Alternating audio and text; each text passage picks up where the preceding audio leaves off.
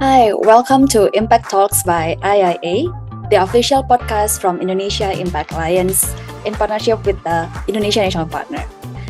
Impact Talks is a discussion series presented by IIA, which is the platform where we explore the trends, challenges, and emerging opportunities in the impact investing and social innovation ecosystem, both in Indonesia and across the region.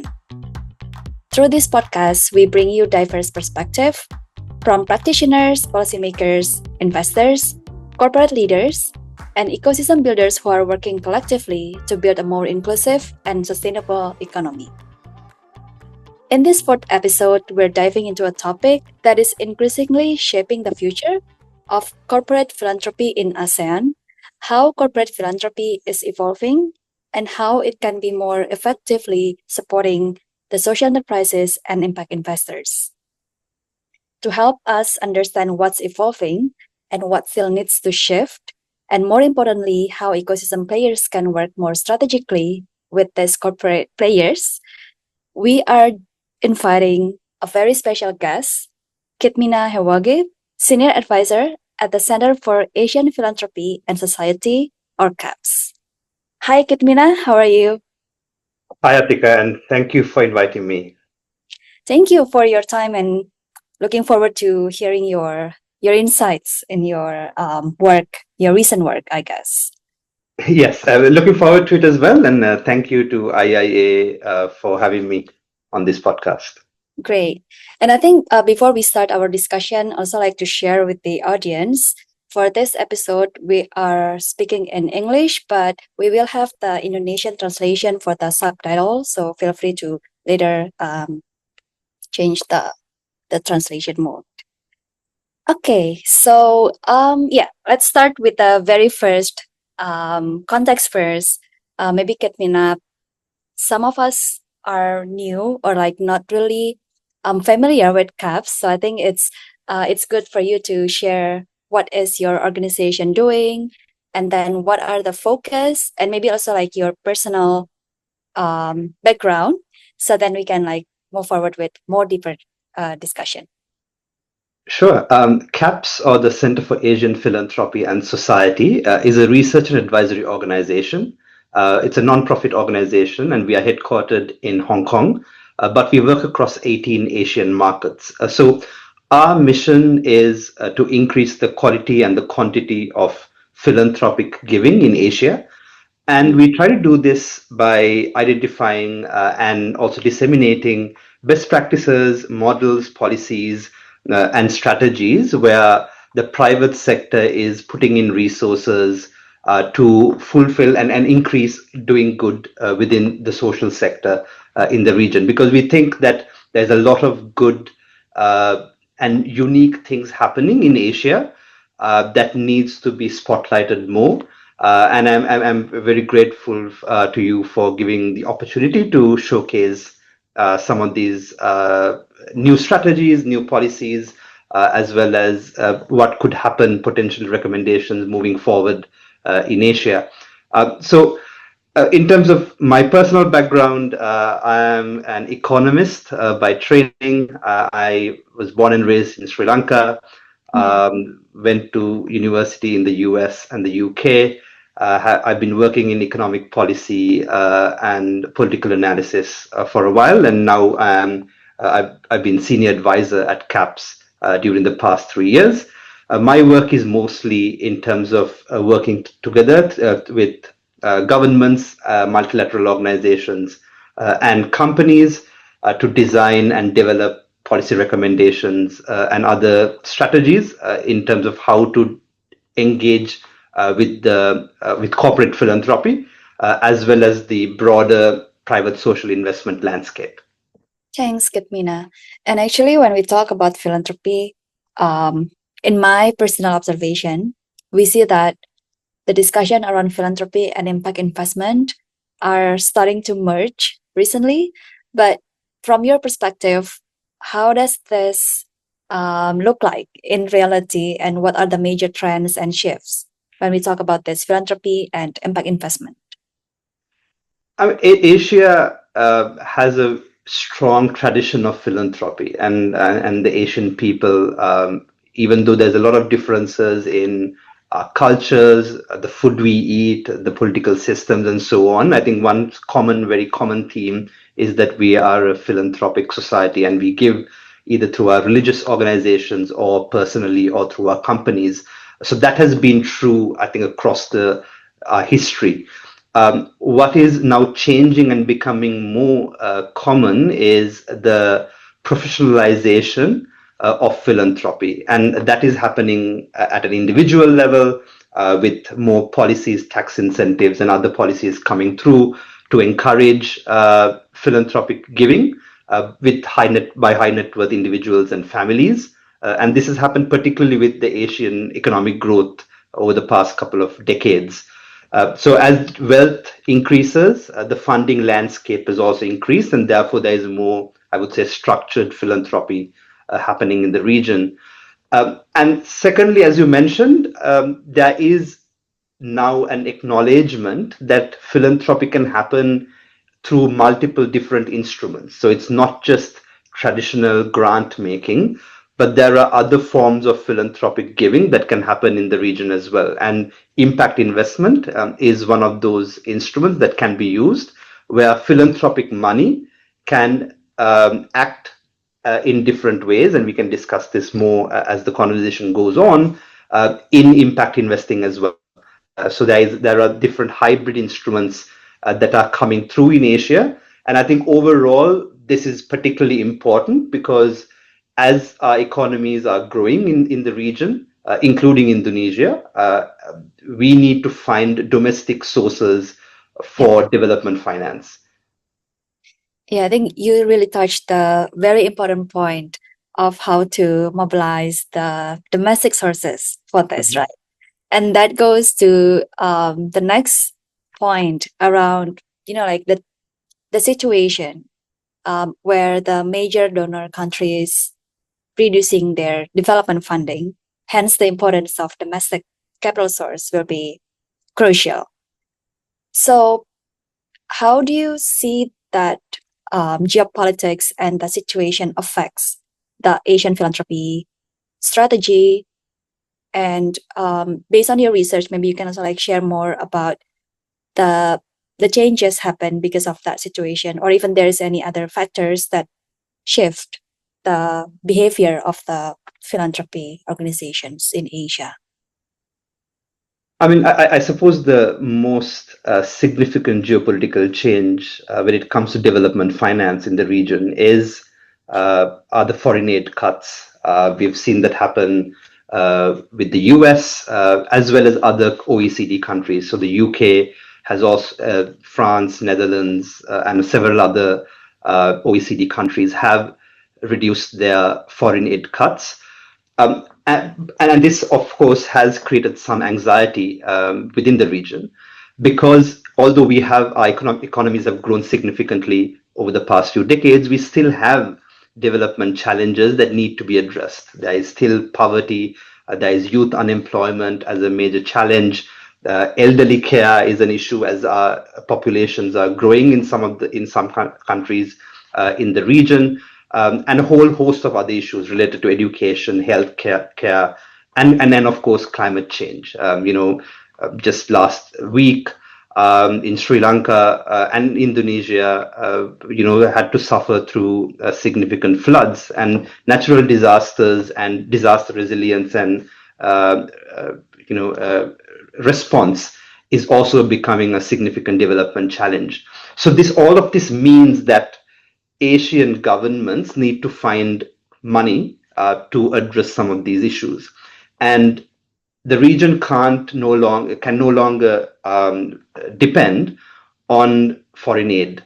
So that is where I would say domestic philanthropy plays a role. So to give you some context, CAPS did a report on corporate philanthropy for the ASEAN Business Advisory Council, which was led by Malaysia under its chairmanship until this year. So in that report, we calculated that if ASEAN matches the level of corporate philanthropy in the US, which is 0.14% of GDP. We would be able in the region, ASEAN would be able to generate 5.3 billion US dollars each year for development finance. That's 5.3 billion US dollars. To put that into context, that's around six times more than the USAID's entire budget for Southeast Asia in 2024.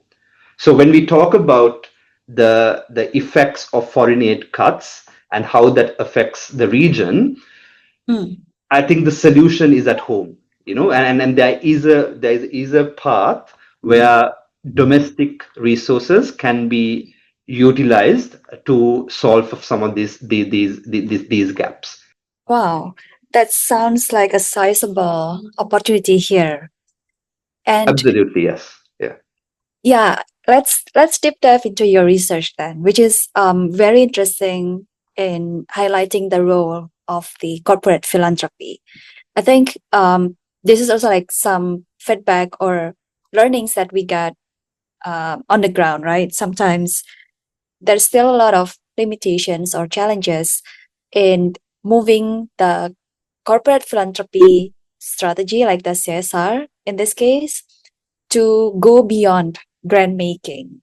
So maybe you can also like share more.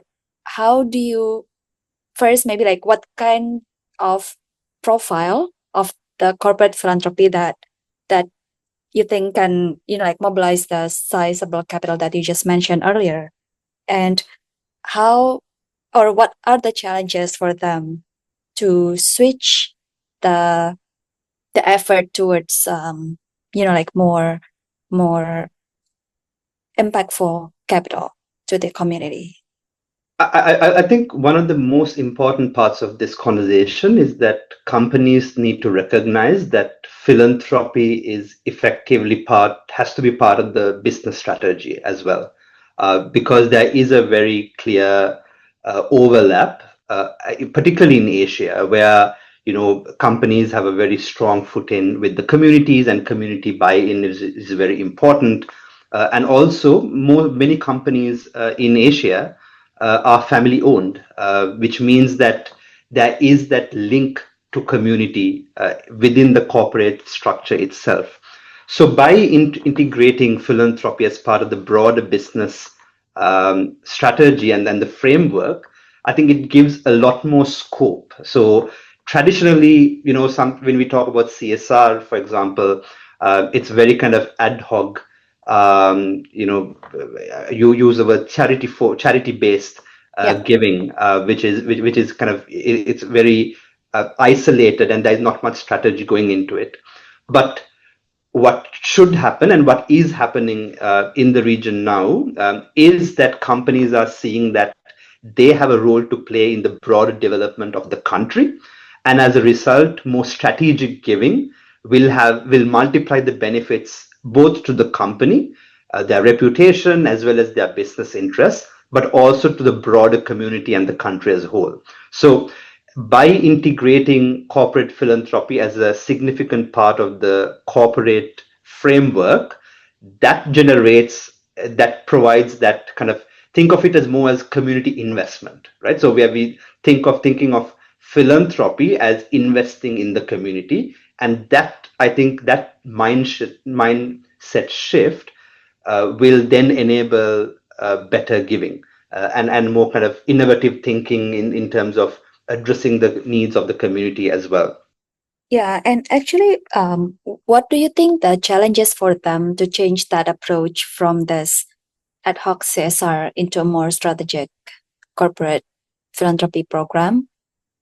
Maybe any case studies or like example that you can also share. The shift happened in a certain corporate.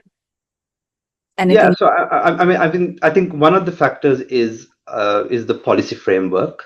So of course there have to be adequate policy incentives from the government, and this can range from tax incentives, for example, that enable better corporate philanthropic giving. both in terms of the tax incentive itself, but also the procedures that relate to claiming those tax incentives. Because sometimes what happens is the tax incentive exists, but the process of trying to get those tax incentives or claiming those tax incentives is very difficult for companies and creates a higher reporting burden. So that then becomes a disincentive. So that I think that's one aspect of the policy framework. The second aspect is the ecosystem more broadly. So making it easier for the social sector organizations, social delivery organizations in the country to operate and fundraise through the corporate sector and create that trust and improving that trust, reducing the trust deficit between companies, social delivery organizations, and the government and the community as a whole. So I think that's another aspect of what can be inhibiting some of these aspects of it. And thirdly, I would say the regulatory side of things. So I think particularly now with the popularity of ESG reporting requirements, a larger focus of ESG has been on the E of the ESG, on the environmental factor. But because that is easier to calculate, because you can calculate, for example, the carbon emissions of a company and so on.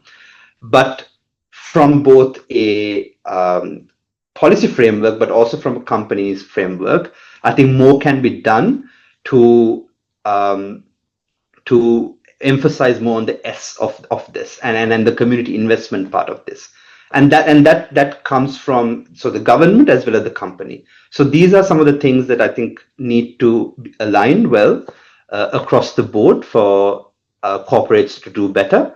And the starting point of that is, for example, a common definition. And that was one of the things that we identified in our report, where there isn't a clear definition of what corporate philanthropy looks like in the region or at a national level, or even within the same company. Year on year, their reporting of CSR or corporate philanthropy changes. So that makes it very difficult for companies to track their impact, to track where they are actually doing their work, and to track the long-term strategy of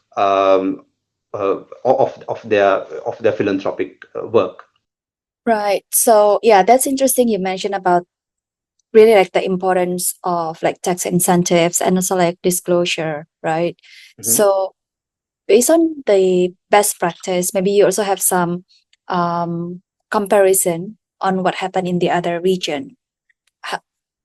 How do you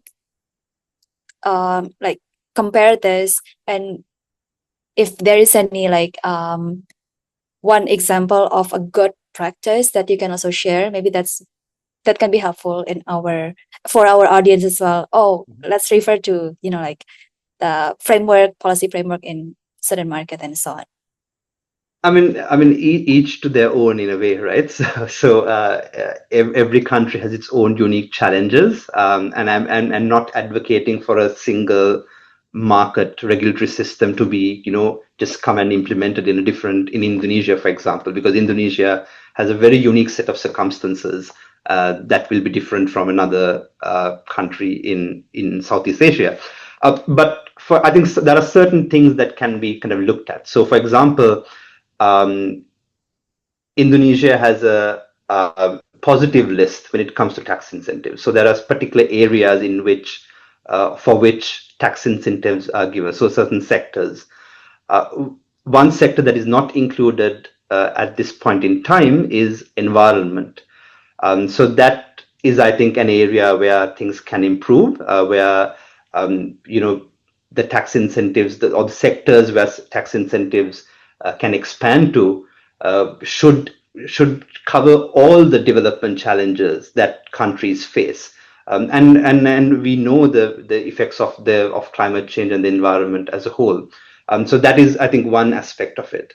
An example that I would also kind of think about is not just financial philanthropy, but also volunteerism. Corporate volunteers play a very big part in the broader social sector in this region. Because when we speak with social delivery organizations or non-profit organizations, for example, one thing that they always say, one big challenge that they have is capacity. And corporate volunteers can fill those capacity gaps. For example, volunteering their time for legal work or accounting work, which a non-profit might not be able to afford, for example, or even technology investment. So those types of things can be improved. So Singapore, for example, has introduced recently a tax incentive scheme that also provides incentives for companies to uh, give their employees volunteer time, and they can kind of quantify that, and that then fits into the broader tax incentive structure. So tax incentives or corporate volunteerism, for example, I think is something that governments can look at, because that then drives that expertise, that bridging that gap between the company, the social sector, and development needs in the country as well. The second thing that I think your audience in particular will be interested in, and we've seen this in Indonesia, is particularly when it comes to social enterprises and the impact investment landscape, is that there is a missing middle. So when it comes to the smaller social enterprises or kind of the social delivery kind of organizations, they can access grants through multilateral organizations or through other philanthropic capital at a smaller level.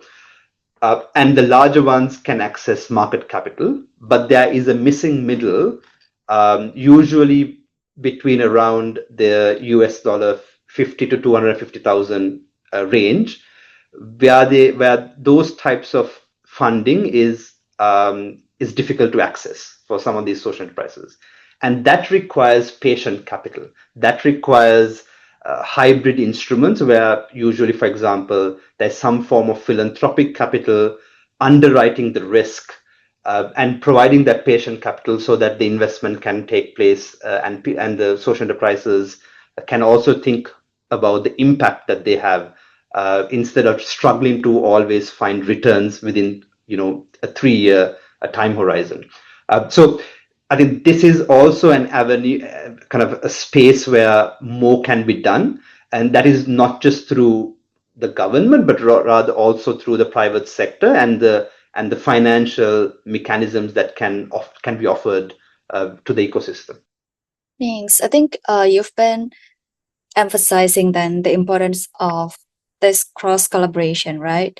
Mm-hmm. The government, of course, the policy framework should be supportive in incentivizing the corporate philanthropy. And then the partnership with the private sectors, including the entrepreneurship ecosystem, the impact investors, so that everything can be, can be mobilized to achieve like the impact at the end for the community. And on this second point, for how this corporate philanthropy can be supporting this missing middle that you mentioned, and so like hopefully also attracting the impact investor in the next journey of their of this missing middles life, for example. Mm-hmm. What's how best the corporate philanthropy program should be designed, or what other stakeholders should keep in mind if they want to work with the corporate philanthropy actors? Because I learned that it's also like a different approach. Maybe they also, as you mentioned, they will for sure link whatever they're doing with the business itself. So how best the collaboration can happen? I think the starting point is more collaboration within the company itself.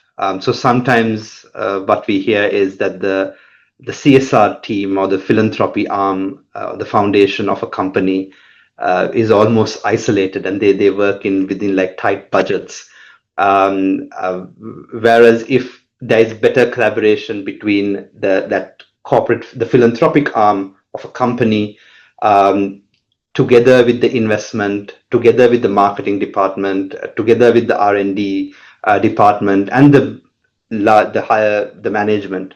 I think that collaboration in itself is, I would say, the starting point. So let me give an example, right? So what we are currently doing a report, a research on Asian philanthropy being used as a risk capital. The report is not out yet, so I can't divulge too much kind of the specific examples, which I will be able to maybe sometime next year. But one key aspect when we think about philanthropy as risk capital that is actually working is where the philanthropic arm and the investment arm are working together. So, for example, the pilot phase of a social enterprise or an important initiative, say a health initiative that needs to be piloted within the community, is initially funded by the philanthropic arm. So that pilot phase, the proof of concept stage, is funded by the philanthropic arm because it's philanthropic capital that can take that risk of such a piloting, because there is no real necessarily a market mechanism there. But then what happens is once that concept has been proven and it demonstrates market viability, then the investment arm of a company comes in and invests in that social enterprise, which then allows for the scalability, which then allows for kind of the success of the initiative as well as the impact as well.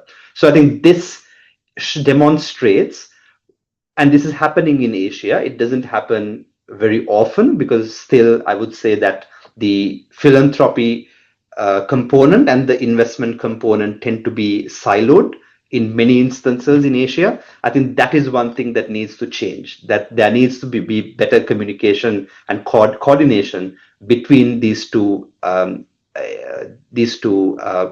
parts of a company, because at the end of the day, what this does is then it multiplies the impact that a company can have, both within in terms of the impact, but also within its portfolio of investments.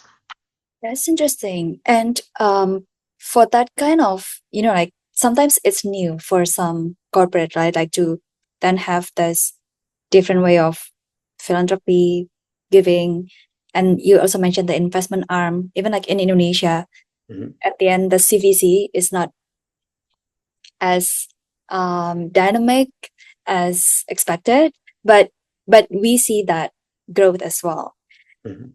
Um, do you think it's also like a need of, like an intermediaries or a talent building or any like internal capacity building as well in the internal corporate philanthropy team to then come up with that approach? Or how do you think that can be, like better developed, and how best the other stakeholders can also support that kind of innovation?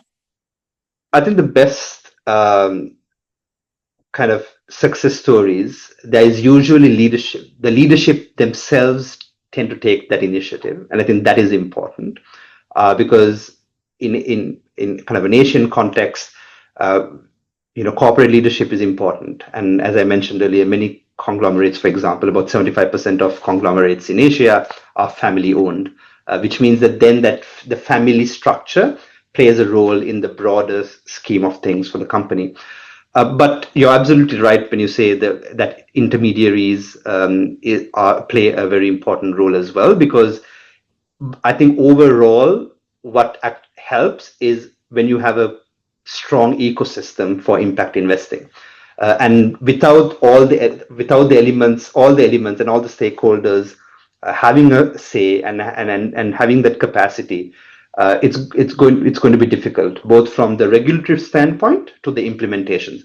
So between that spectrum, and so intermediaries, I would say, have a very important role as well to develop and both in terms of disseminating evidence of this working. So that hopefully is what we will be doing next year when this report comes, to demonstrate that philanthropy can play a very important catalytic role when it comes to risk capital and also the broader impact investment ecosystem.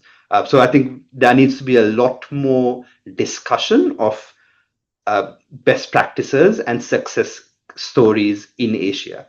I think more often than not, what happens is even when things are successful, Asian companies don't tend to talk about it because there is a sense of humility and kind of trying to keep things down. But what needs to happen is that if we do report these things much more clearly, then we learn from each other, and when we can then kind of expand things. If you think about it, if you just Google like the top companies that that do corporate philanthropy, or the top companies known for CSR, it's mostly uh, countries from the global north. That doesn't mean that they are doing CSR better. It just means that they are reporting their CSR better. And as a result, it's captured by the media and captured by society better. So what we need to do then is to both improve the dissemination of our work and kind of and demonstrating those success stories, whilst at the same time also helping on the capacity development side, because of course this is a evolving ecosystem. There are lots of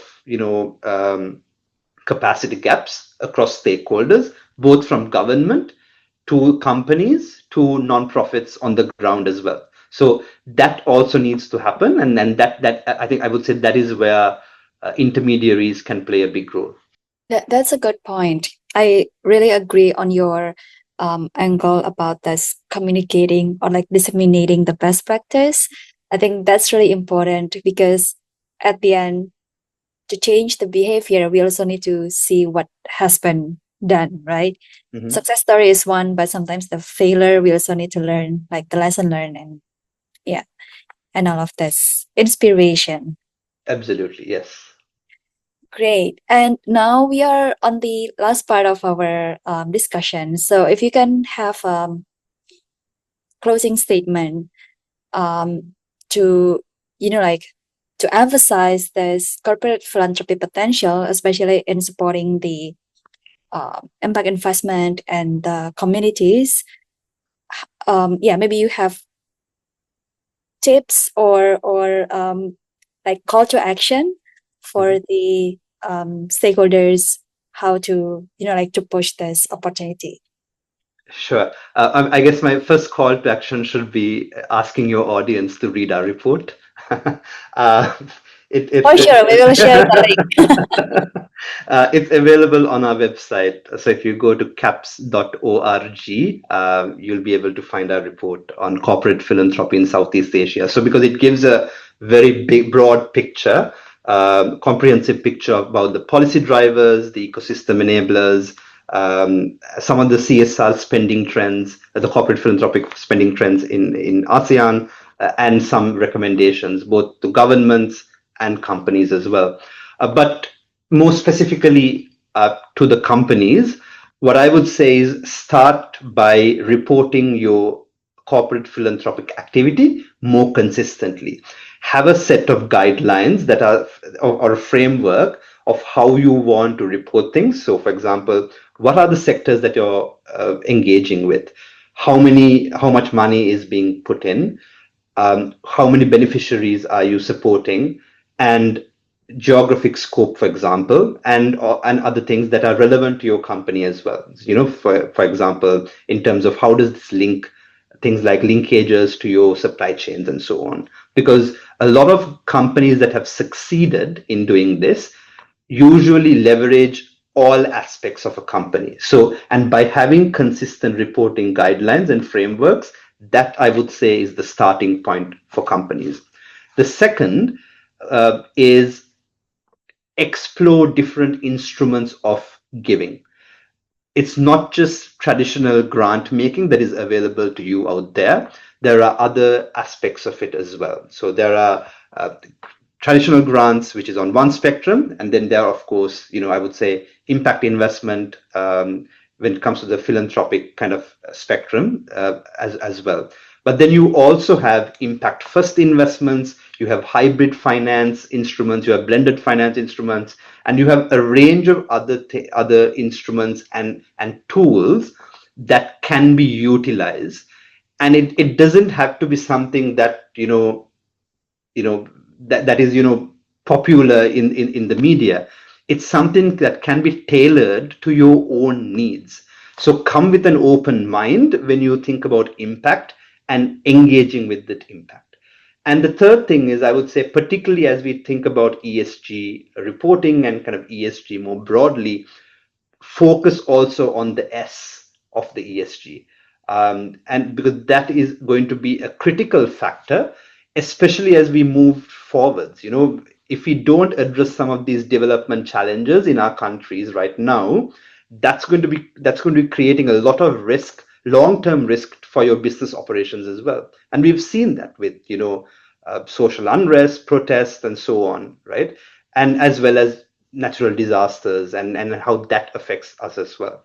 So these are all the future of development in your country will have a direct impact on your company in the long run. So you have a responsibility, but also you have an opportunity to address those needs. And corporate philanthropy is an absolutely essential tool and a very valuable tool that can be used to support those contributions.